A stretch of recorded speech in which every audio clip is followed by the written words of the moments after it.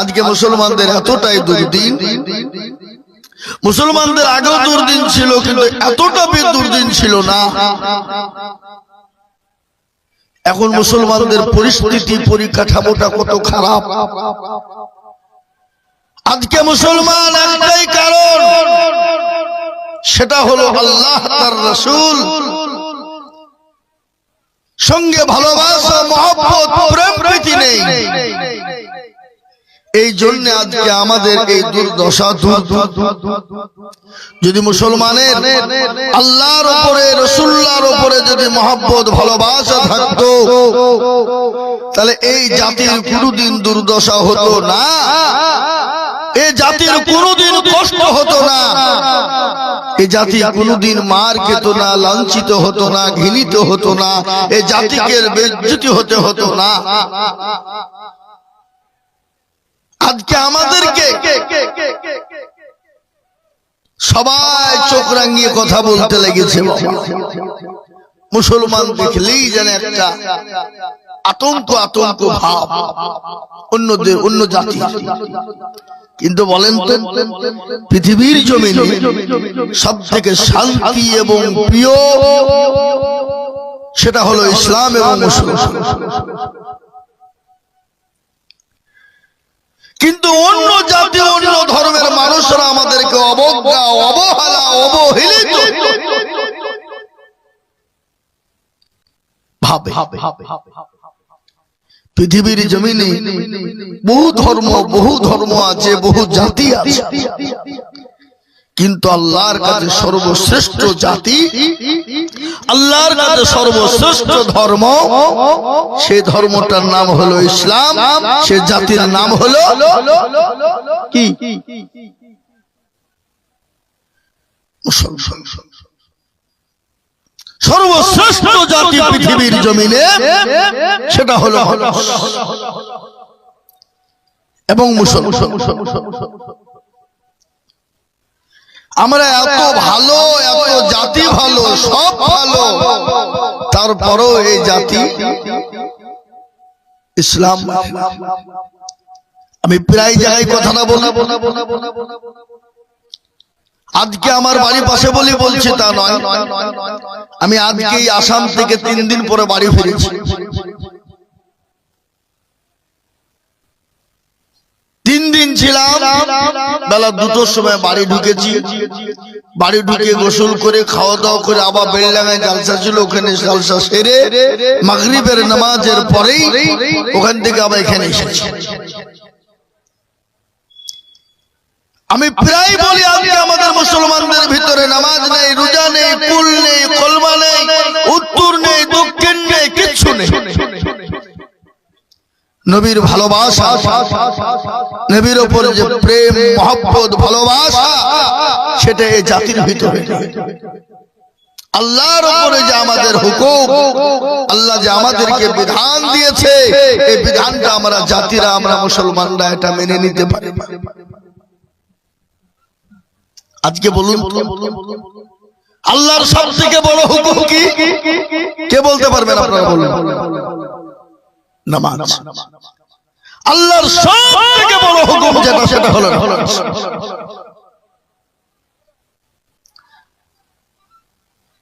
আল্লাহ রাব্বুল ইজ্জাত আমাদের উপরে নামাজকে ফরজ করলেন 5 ওয়াক্ত, কিন্তু এই জাতি আজকে নামাজ পড়ে না। যদি বলে হুজুর বলে কয়জন? 98% মুসলমান নামাজ পড়ে না। আপনি হিসাব করুন, বিশ্লেষণ করুন, হিসাব করে বিশ্লেষণ করে দেখুন, 98% মুসলমান নামাজ পড়ে না। পড়ে ক পার্সেন্ট? 2%। এই 2% মুসলমান যারা নামাজ পড়ে, আপনারা আমরা মনে মনে করি যে 2% লোকের নামাজ মনে হয় খুব ভালো হয়, এরা সুন্দর করে নামাজ পড়ে। আমি আপনাদেরকে বলি, এই 2% এর ভিতরে 1% লোকের নামাজ হয় আর আরেক% লোকের নামাজ হয় না। যদি বলে হুজুর আপনি কি করে বললেন? কে আপনাকে বললো? কোথায় পেলেন? আমি আইজুল হক বলছি। কেন হয় না? 15 বছর ধরে নামাজ পড়ে, 20 বছর ধরে এমন মুসল্লি আছে নামাজ পড়ে, আছে না? জোরে বলুন। দাড়ি পেকে গেছে, চুল পেকে গেছে, দাঁতে নরম, চোখে নরম, কাজ নাই। 15 বছর নামাজ পড়ে আত্তাহিয়াত ভালো করে জানে না, দুরূদ শরীফ জানে না, দোয়া কুনুত জানে না, দোয়া মাসুরা জানে না, দোয়া শোনা জানে না, ইন্না তাইনা কুল তার মধ্যেও দেখা যায় 20টা ভুল আছে না? নাই কথা কয়। এরা জীবনে কোনোদিন বলে না, হুজুর আপনি তো আমাদের ইমাম সাহেব, সেলিম সাহেব, আপনি আমাদের গ্রামের মৌলভী, একটু কোরআনটা ঠিক করে দিলে হতো না, সূরাটা ঠিক করে দিলে হতো না। জীবনে বলবে না। কেন? দেখছি বাইচান যদি বলি দিয়া যদি ভুল ধরে ফেলে, তাহলে মৌলভী সেলিমের কাছে আমার মুখটা তুলে কথা বলা আর যাবে না। বুঝতে পেরেছেন না? পারেননি? আমাদের দেশের মানুষ যে করে নামাজ পড়ে, নামাজ পড়ে আসসালামু আলাইকুম, আসসালামু আলাইকুম, সালাম শেষ, সঙ্গে সঙ্গে মসজিদ থেকে বেরিয়ে চায়ের দোকানে বসে গেলে লাগে বাদ পরচর্চা, পরনিন্দাতে তারা ব্যস্ত হয়ে যায়। হয় না? হয় না? জোরে বলুন। আমরা মানুষ যদি প্রতিদিন 10 মিনিট করে একটা আয়াত, একটা সূরা, একটা অক্ষর করে শিখতে লাগি, আত্মাহাতটা শিখতে কদিন টাইম লাগবে? 1 সপ্তাহ। দুরূদ শরীফ শিখতে লাগবে 1 সপ্তাহ, দোয়া কুনুত শিখতে লাগবে 1 সপ্তাহ, দোয়া মাসুরা লাগবে 1 সপ্তাহ, দোয়া সানা লাগবে 1 সপ্তাহ। দেখা গেল মোট 1.5 সপ্তাহের মধ্যে আপনি নামাজ কমপ্লিট করে ফেললেন। কিন্তু আমরা কেন শিখি না? শিখতে চাই না, শেখার চেষ্টাও করি না। আর কি বলবো, আমাদের সমাজটা কোথায়, আমাদের জাতিটা কোথায়, সমাজ কোন জায়গায় পৌঁছে গেছে? কোরআন শিখতে চাই না, নামাজ শিখতে চাই না। ইমামের কাছে বসতে গেলে তাদের মান সম্মান নষ্ট হয়ে যাবে। ইমামের কাছে বসলে ইমামের কাছে মুরলি করা যাবে না, মাথাব্বরি করা যাবে না, ইমামের কাছে ডাল বলবে না। এই জন্য তারা কোরআন শিখতেও চায় না, বসতেও চায় না, বুঝতেও চায় না। কি ঠিক না বেটি? জোরে বলুন। আমরা মসজিদে ইমাম লাগিয়েছি, আমাদের দেশে ইমামের তো মান মর্যাদা নেই, সম্মান ইজ্জত নেই। ইমামের যতটুকু মর্যাদা, যতটুকু সম্মান, যতটুকু মান, ওই মর্যাদা সম্মান ইজ্জত আমরা দিতে জানি না। আর না দিতে যাওয়ার কারণে আজকে জাতির দুর্দিন, এই দেশের দুর্দিন। আজকে আমাদের দেশে বিবাদ, আপাদ, আমাদের ঝামেলা, ঝঞ্ঝট আমাদের সবারই। জি জি জি জি জি আমরা ছেলেদেরকে স্কুল কলেজে দিই তো, স্কুলে পাঠাই তো, মাস্টার করার জন্য, ডাক্তার করার জন্য। আমরা বলি আমি আপনাকে মানা করব না, ছেলেকে মাস্টার করতে মানা করব না, মানা ছেলেকে ডাক্তার বানান, জজ বানান, ব্যারিস্টার বানান, আপনি এমএ বিএড করেন, কোনো বাধা নেই। কিন্তু আপনি আপনার ছেলেটাকে কোরআনওয়ালা বানাবেন না, কোরআন শিখাবেন না। কোরআনটা আপনার জন্য ফরজ, শিখাটা ফরজ, কিন্তু এই জাতি কোরআন শিখায় না। আমি আপনাদেরকে বলি, প্রাইভেটের মাস্টার ছেলে মেয়েদেরকে শিখার জন্য আমরা বলেছি স্যার যত টাকা লাগে আমি দেব, কিন্তু আমার ছেলেটাকে সুশিক্ষায় শিক্ষিত করবেন, মাস্টার ডাক্তার বানাতে হবে, ইংলিশে পাকা করতে হবে। কিন্তু একটা লোক বাবলাপুনার বুকে হাত দিয়ে বলুন তো, কোন হুজুরকে কোনদিন আমরা বলেছি যে হুজুর মাওলানা সেলিম সাহেব আপনি তো আমাদের দেশের মৌলভী, তো আমার ছেলে মেয়েদেরকে একটু কোরআনটা শিখিয়ে দেবেন, যত টাকা লাগে আমি দেব? কেউ বলতে পারবে? একটা পারবে? কিন্তু হাদিসের মধ্যে নবী বললেন খায়রুকুম মান তাআল্লামাল কুরআন ওয়া আল্লামা, যারা কোরআন শিখলো অপরকে শিক্ষা দিল তারা হলো পৃথিবীর সর্বশ্রেষ্ঠ ব্যক্তি। এটা কোরআনের কথা, হাদিসের কথা নবীজি বললেন। কিন্তু আমাদের দেশে কাকে প্রাধান্য দেওয়া হয়? স্কুলের মাস্টার যে ছাত্রদেরকে মিথ্যে কথা শেখায়, শেখায় না? শেখায় না? জোরে বলুন। ছাত্রদেরকে মিথ্যে শেখায় না? হাট্টিমা টিম টিম তারা মারতে পারে, ডিম তাদের খাড়া দুটো সিং, এটা মিথ্যে কথা না সত্য কথা? কথা বলে, কথা বলে। তার বেতন 50,000 টাকা প্রত্যেক মাস গেলে দিয়ে দেওয়া হয়। আর একজন যে শ্রেষ্ঠ ব্যক্তি, যে কোরআন শিখলো, শিখালো, পৃথিবীর সর্বশ্রেষ্ঠ ব্যক্তি তিনি, তার বেতন হলো 5,000 টাকা। তার মধ্যে 3 মাস বাকি। তাও চাইতে গেলে সভাপতি সেক্রেটারি এমন বানিয়ে রেখেছে মসজিদের সেক্রেটারি সভাপতি কারা? মসজিদের দরজা চিনে না যারা, সপ্তাহে একদিন মুরলি করার জন্য যায়, আর গিয়ে ইমামের সামনে মুরলি চালায়। কি বুঝেন আপনারা বলুন? আচ্ছা না নাই? আবার আমাদের এলাকাতে আছে মসজিদের সেক্রেটারি মসজিদের টাকা দিয়ে লটারি কাটে, লটারি কেটে টেরে গুঁজেছে। শুক্রবারের দিন আঁকা বিক্রি দাঁড়াতে গেছে, উঠতে গিয়ে ভাবছে লুঙ্গি খুলে গেছে, লটারি উপরে গেছে। ও লটারি তুলে লুঙ্গি তোলা বাদ দিয়ে লটারি তুলছে, বলে ইজ্জত চলে যায়, যাক বেজ্জতি হওয়া যাবে না। আজকে আমাদের পরিস্থিতিটা কোথায়? ইমাম নামাজ পড়েছে, বেতন ৫,০০০।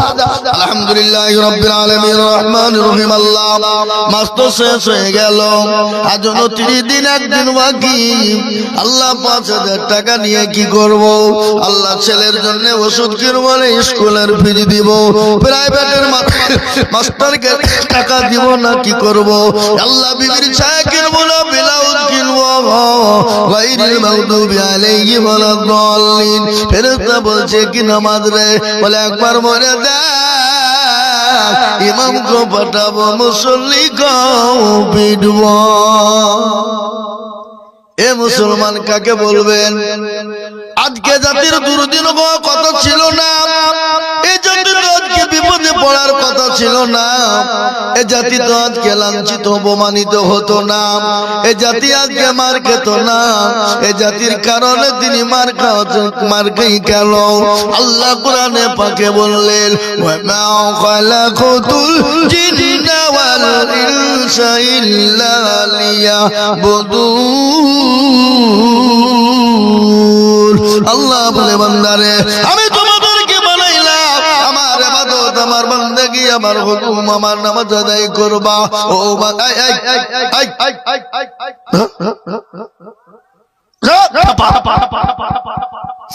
একজন উঠা হবে না, উঠলি কিন্তু খবর আছে। তুমি মামা হওয়ার আর ভাগ্নি হও, যেমন তাই চুপ করে বসে। মুসলমান দরদি, যেটা বলছিলাম, আজকে বলুন আল্লাহ কোরআনে পাকের ভিতরে নামাজ সম্পর্কে বর্ণনা একবার নয়, দুবার নয়, ৮২ জায়গায় আল্লাহ কোরআনের মধ্যে বলে দিয়েছেন, ও বান্দা তুমি নামাজ পড়াও, তোমার বাড়িতে বালা মুসিবত দূর হয়ে যাবে, তোমার রুজি রোজগারে বরকত দেবে। কিন্তু আজকে মুসলমান নামাজ কিন্তু পড়ে না। আল্লাহর নবী, দয়ার নবী, বিশ্ব নবী দুনিয়া থেকে যেদিন বিদায় হয়ে যায়, প্রচন্ড মাথায় যন্ত্রণা, বুকে যন্ত্রণা সহ্য করতে পারে না। বিশ্ব নবী বারংবার নামাজ সম্পর্কে বললেন, সাহাবারা, ও আমার সাহাবারা শোনো, তোমরা নামাজ ছেড়ে দিও না। ও আমার উম্মতেরা শোনো, তোমরা নামাজ কিন্তু ছেড়ে দিও না। বিশ্ব নবীর কাছে হযরত জিবরিল আলাইহিস সালাম এলেন, নবীকে সালাম দিলেন, সালামের উত্তরখানা দিলেন। রাসূলুল্লাহকে বললেন, নবী গো, আজ আপনার কাছে একজন নতুন ফেরেশতা নিয়ে এসেছি গো নবী। নতুন ফেরেশতা, যে ফেরেশতা জীবনও কোনদিন কারো কাছে অনুমতি নেয় না। আপনি যদি অনুমতি দেন, আমি তাকে আপনার কাছে আনবো, আর আপনি যদি অনুমতি না দেন, আমি তাকে আনবো না গো রাসূল। রাসূল বললেন, ও জিবরাইল, আমি যদি অনুমতি না দিই পালে চলে যাবে। বলে না, তাকে তুমি আমার কাছে আসতে দাও। রাসূলুল্লাহর কাছে গেলেন, নবীকে আসসালামু আলাইকুম দিলেন। নবী সালামের উত্তর দিয়ে বললেন, ইয়া কি আজরাইল, বলো কেমন আছো? বলে আমি ভালো আছি। নবী গো, আপনি কেমন আছেন? বলে আমি তো মোটেও ভালো নয়। নবী বললেন, আজরাইল বলো কেন এসেছো? বলে ইয়া রাসূলুল্লাহ, আল্লাহ আপনার কাছে আমাকে পাঠিয়েছেন, আপনার যতদিন মন চাইবে দুনিয়া জমিনে আপনি থাকবেন গো রাসূলুল্লাহ। কিন্তু নবী গো, আপনি দুনিয়ার জমিনে থাকার চেয়ে ও গো রাসূল, আল্লাহ অপেক্ষায় আপনার রয়েছে, আপনার দিদারে আল্লাহ পাগল হয়ে আছে গো নবী। রাসূলুল্লাহ বললেন, ও আজরাইল, তাড়াতাড়ি করে আমি নবীর জানটা কবুল করো। নবীজির বুকের উপর যখন হাতটা দেওয়া হলো, নবী বললেন আজরাইল, মনে হলো গোটা উহুদ পাহাড়টা আমি নবীর বুকের উপরে বসে গেল। ওগো আজরাইল বলো, আমার উম্মত উম্মতির কি এতটা কষ্ট হবে? নবী বললেন বলো, আমার উম্মত উম্মতি কি এতটা কষ্ট পাবে? আজরাইল বলে নবী গো, দেখবেন ছোট বাচ্চা যারা মায়ের কোলে স্তনে দুধ পান করে, দুধ পান করতে করতে যারা ঘুমিয়ে যায়, কোন রকম যারা টের পায় না, ওগো নবী যারা নবী নামাজি হবে, মুমিন পরহেজগার বান্দা হবে, ঈমানদার হবে, নামাজি দিনদার হবে, তাদের জানটা যখন কবুল করা হবে, ওগো নবী তাদের জানটা কবুল করার সময় কোনো কষ্ট হবে না, কোনো কষ্ট হবে না। কিন্তু যারা দেখবেন বেঈমান, বেঈমানদার, নামাজ পড়ে না, আল্লাহ চিনে না, রাসূল চিনে না, তারা মৃত্যুর সময় চিল্লায়, চোখগুলা দাঁড়িয়ে যায়, হাত পা গালা কুকড়া হয়ে যায়, চোখগুলা দাঁড়িয়ে যায়, মুখটা হা হয়ে যায়, অতি কষ্ট পায়, বিছানায় পায়খানা করে দেয়, কাপড়ে পায়খানা পোশাক করে ফেলে। কিন্তু যারা দেখবেন মুমিন হয়ে যায়, আল্লাহ ওয়ালা দিন ওয়ালা নামাজি হয়, তারা যখন মৃত্যু বরণ করে, আল্লাহ তাদের ছোট্ট বাচ্চাদের মতন ঘুমিয়ে দেয়। কিন্তু আজকে মুসলমান নামাজ পড়ে না। আমাদের সমাজে রাত্রে পরোটে একটা দুটো তিনটে পর্যন্ত প্রতিদিন আমরা জাগি, ফজরের আযান দিয়ে মুয়াজ্জিন বলে আসসালাতু খায়রুম মিনান নাওম, জঙ্গলের পশু পাখি গরু ছাগল মুরগি ভেড়া উট দুম্বা সবাই বলে আর ঘুমাবো না, মুরগি বলে আমি আর খুলনাতে ঘুমাবো না, উট বলে আমি আর ঘুমাবো না, গরু বলে ঘুমাবো না, পুকুরের মাছ বলে ঘুমাবো না, জঙ্গলের পশু পাখি বলে আমি আর ঘুমাবো না। আল্লাহর ডাক পড়ে গেছে, আর পৃথিবীর সর্বশ্রেষ্ঠ ব্যক্তি মানুষ কিন্তু বেলা 8টা 9টা নাইলে বিছান ছাড়ে না। বাউলা বোনাই নাই নাকি? কেমন করে ঘুমাও তুমি ফজর করে কাজা, এমন তো হতে পারে জোহরে জানাজা মানুষ, এমন তো হতে পারে জোহরে জানাজা, হতে পারে না? জোরে বলুন, পারে না? পারে না? কেমন করে ঘুমাও তুমি ফজর করে কাজা,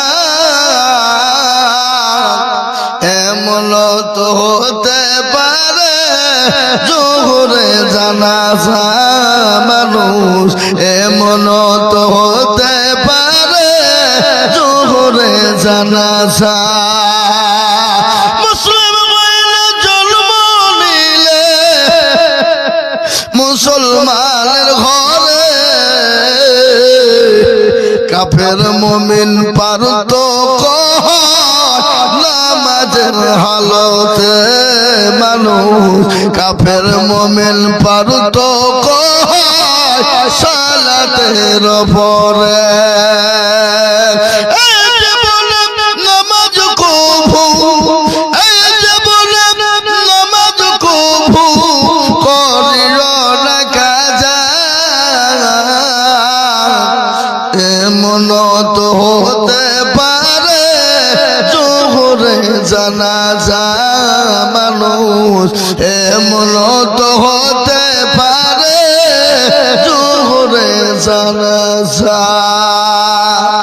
আমি আপনাদেরকে তিনটে কথা বলে যাই, রাসূলুল্লাহ বলে গেলেন মানুষ যদি 3টে কাজ দুনিয়ার জমিনে করে, 3টের মধ্যে 2টো করবে, একটা করবে না, আল্লাহ তার জন্য জান্নাতের 8টা দরজা খুলে দেবে, পৃথিবীর কেউ তার জান্নাত আটকাতে পারবে না।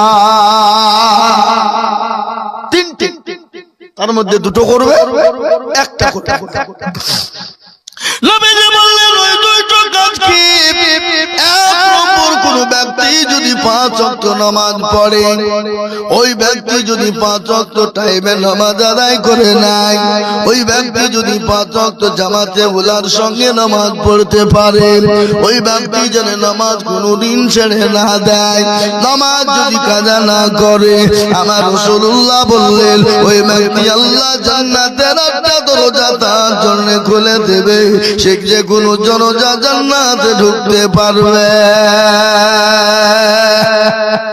এক নম্বর। আর নামাজের ভিতরে সব ভরা আছে, আছে না নাই? জরুর নাই?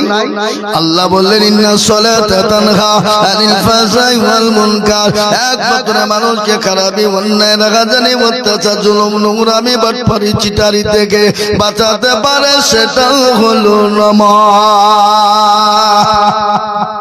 রাসূলুল্লাহ বলেন কেউ যদি 5 ওয়াক্ত নামাজ পড়ে, সে কোনদিন অন্যায় করবে না, চুরি করবে না, চিন্তাই করবে না, কোনদিন সে কোন রকম খারাপি করবে না, নোংরামি করবে না, জেনা ব্যভিচার করবে না, সে কোনদিন মানুষকে ঠকাবে না, কোনদিন মানুষের আপনার আত্মসাৎ করে নিবে না, সে কোনদিন হুকুকুল্লাহ হুকুকুল ইবাদ, বান্দার হককে কোনদিন নষ্ট করবে না, সে যদি নামাজি নামাজের মতো হয়ে যায়। আর নামাজ যদি আমরা বলি নামাজে পড়বে এদিকে তাকাবো, তাহলে নামাজে কাজ হবে?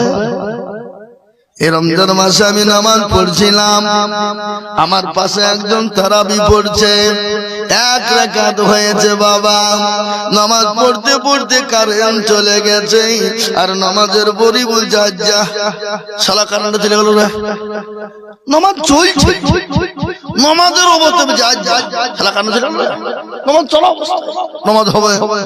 জরুর হবে? কোনদিন নামাজ হবে না। আমি আপনাদেরকে বলে যাই ও মুসলমান গো, 1 নম্বর হলো নামাজ কেউ যদি 5 ওয়াক্ত পড়ে, আল্লাহ তাকে দুনিয়ার জমিনে হেফাজত করবে।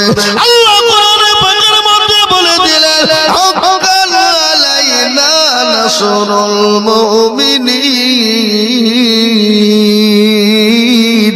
আমার আল্লাহ বলে দিলেন মুমিনের জান মাল তার সমস্ত জিনিসের দায়িত্ব আমি আল্লাহ নিজেই নিয়ে নিলাম। সুবহানাল্লাহ বলুন না, আল্লাহ নিজেই দায়িত্ব নিয়ে নিয়েছেন। কি নিয়েছেন না নাই? নাই, জোরে বলুন। আজকে মুসলমান এত আপনাদের বিপদ, তারপর আল্লাহকে চিনি না। আজকে বিপদটা আমি আপনাদেরকে একটু শোনাই। কি বিপদ শুনলেন? আজকে ভারতবর্ষের জমিনে মুসলমানদেরকে তাড়িয়ে দেওয়ার জন্য বিভিন্ন কায়দা কৌশল চলছে বাবা। বলে মুসলমানকে থাকতে দেব না, এদেশ থেকে বের করে দেব, এদেশে থাকবে না, কোন রকম কত কায়দা চলছে বাবা। কখনো কখনো মুসলমানদের রকম সম্পত্তি কেড়ে নিতে চায়, কখনো মাদ্রাসা কেড়ে নিতে চায়, কখনো মসজিদ কেড়ে নিতে চায়, কখনো মার্কাত কেড়ে নিতে চায়, কখনো খানকা কেড়ে নিতে চায়, কখনো জমি কেড়ে নিতে চায়, কখনো ওয়াকফ সম্পত্তি কেড়ে নিয়ে মুসলমানদের কলিজায় আঘাত এনে দিতে চায়। তারপরও যখন তাদের আত্মা মিটলো না, এবার একটা নতুন আইন তৈরি হয়েছে, আপনারা জানেন। সে আইনটা কি হলো? মুসলমান 1.5 কোটি রোহিঙ্গা মুসলমান এই দেশে প্রবেশ করেছে। কে বলছে 1 কোটি মুসলমান এই দেশে প্রবেশ করেছে? কে বলছে 1 মুসলমানকে দেশে রাখবো না, তাদের ঘাট ধাক্কা দিয়ে গলা ধাক্কা দিয়ে বের করে দিব। কিন্তু আল্লাহ বলেছে বান্দা আমি তোদের বলেছি আমি যাদের পাশে থাকবো পৃথিবীর কোন জালেম তোদের কেউ ক্ষতি করতে পারবে না। এশায়ার করতে গেল বাবা, এশায়ার করতে গিয়ে দেখা গেল পশ্চিম বাংলার মাটিতে খসড়া এশায়ার হলো 58,20,868 জন মানুষকে বাদ পড়া হলো। এশায়ার করতে গিয়ে দেখা গেল 5% মুসলমান, 95% আমার হিন্দু ভাইরা, সনাতনী ভাইরা, মতুয়া ভাইরা বাদ পড়ে গেল। পড়েনি? কথা বলে পড়েছে না? বলেনি? এবার বলে শুনে আজকের গোসল হয়ে গেল বলে এশায়ার হয় না। এসে আর হতে হয় না। বলে কেন হয় না? বলে সব মুসলমানদের নামকে বাদ দিয়ে দিয়েছে। আমি আপনাদেরকে একটা কথা বলে যাই, মুসলমানদের ডকুমেন্টস আছে না নাই? জোরে বলুন, কথা বলেন না কেন? ওরা 2002 সালের আমাদের কাছে ডকুমেন্টস চেয়েছে। 2002 সাল কেন? তার আগের যদি ডকুমেন্টস চাইতা মুসলমানরা দিতে পারবে না? জোরে বলুন, পারবে না?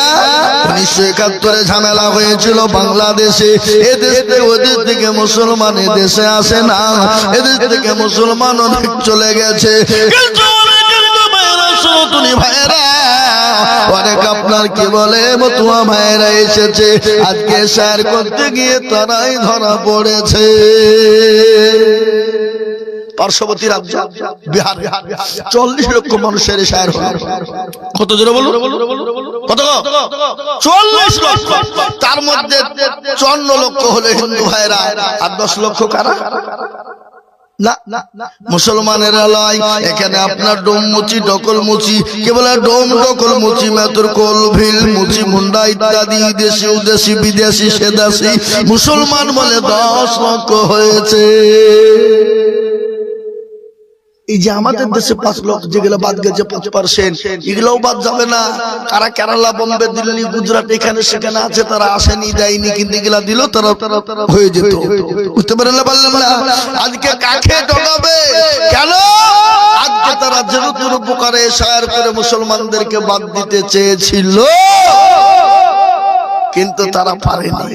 বুঝতে পেরেছেন না? পারেননি, আর ইনশাল্লাহ পারবে না। যদি মনে করে হুজুর আমরা তো কাগজ নিয়ে ডকুমেন্টস নিব না, বলে আপনাদের বাপ দাদা দিয়ে ডকুমেন্টস দেন। বলে আমাদের তার দাদা, তার দাদা, তার দাদা, পুত দাদা, অমুক দাদা, তমুক দাদা 10 পিঁড়ির ডকুমেন্টস চাইলে আমরা মুসলমানরা দিতে পারবো? জোরে বলুন, পারবো না? আমি ওয়ান ক্যামেরার সামনে বলছি, যদি বলে কি ডকুমেন্ট দিবে, আমাদের 10 বছর, 20 বছর, 15 বছর, 20 বছর, 50 বছর আগে যারা মারা গেছে বাবা, তারা তো নেতাদেরকে কবরে রেখেছি, তাদের মাংস গলা পচে গেছে, কিন্তু হাড় গুলা যদি তুলে মেশিনে ভরে দেওয়া হয়, সেটাকে রিসার্চ করা হয়, ওরা বলে দিবে এরা কোথাকার প্রোডাক্ট বলে দেবে। কি দেবে না? জোরে বলুন, দেবে না? বলে দেবে। কিন্তু আমরা যদি তাদেরকে ধরে বলে তোদেরটা দেখা, ওদের মাল তো নাই বাবা, ওরা তো পুড়িয়ে ছাই করে দাঁত মাজন করে ফেলাইছে।